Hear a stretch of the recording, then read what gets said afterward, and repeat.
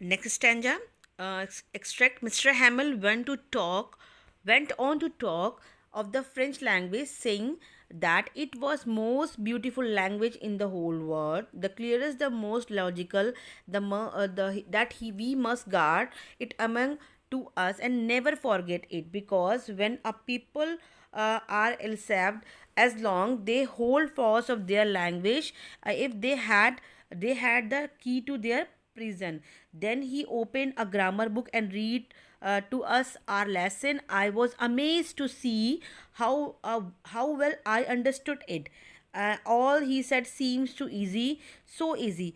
इसमें इस पूरे पैराग्राफ में बताया गया कि मिस्टर हैमल ने किस तरीके से लैंग्वेजेस के बारे में समझाया, और जो फ्रांस था उसको पहली बार इतनी इजीली और इतने अच्छी तरीके से समझ में आया। ओके, तो अब हम इसके बारे में पढ़ते हैं questions. Which of the following can be attributed to mister Hamel declaration about the French language. Okay, subject interpretive था, ठीक है, फैकल्टी एक्यूरेसी थी, या पेट्रियोटिक मैग्निफिकेशन था। देखा जाए तो बेटा लैंग्वेज में उनकी देशभक्ति थी कि वो किस तरीके से अपनी लैंग्वेज से कितना ज़्यादा प्यार करते थे। ठीक है, तो ये आ जाएगा आपका patriotic magnification.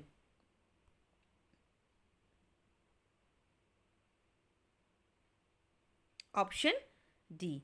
Okay. Read the quota given below. Choose the opinion that might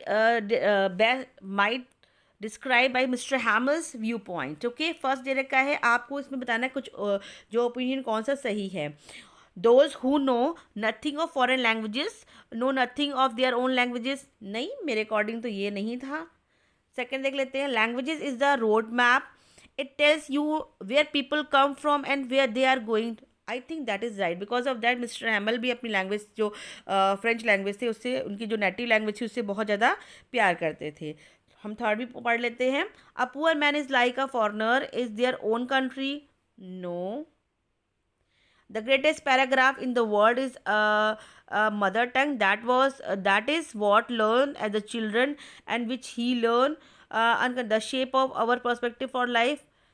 ये भी नहीं है। ये हो सकता है कि लैंग्वेजेस, यानी option B, according to mister Hamel view point है कि language the road map, it tells you where the people come from, कहाँ से आप आते हो और आप कहाँ पर जा रहे हो, तो वो आपके लिए बहुत इंपॉर्टेंट है। ठीक है, आपको डिस्क्राइब की लैंग्वेज ही आपको डिस्क्राइब करती है। तो ये इसके ऑप्शंस थे। अब हम नेक्स्ट पढ़ते हैं। नेक्स्ट क्या था? I was amaze to see how well I understood it. Select the opinion does not explain why Franz found the grammar lesson easy. Okay, अब इसमें देखिए, Franz was paying careful attention in the class time, mister Hamel was being extremely patient and calm in his teaching, Franz was inspired the found a new meaning of and purpose of learning. France had realized that French was the clearest and most logical language. अब आपको बताना है तो France को क्या realise हुआ था कि जो लैंग्वेज है, फ्रेंच लैंग्वेज है, वो बहुत क्लियर है, मोस्ट लॉजिकल लैंग्वेज है। Franz was able to understand the grammar lesson easily because he was receptive. देखा जाए तो रेसिपेटिव था, बिकॉज ऑफ दैट उसको उस समय सीखना चाहिए था, उसको चाहिए था कि मैं किस तरीके से इस चीज़ को अपने आप में अडॉप्ट कर लूँ, सीख लूँ। ठीक है, तो ये कुछ ऑप्शंस थे related to the last lesson.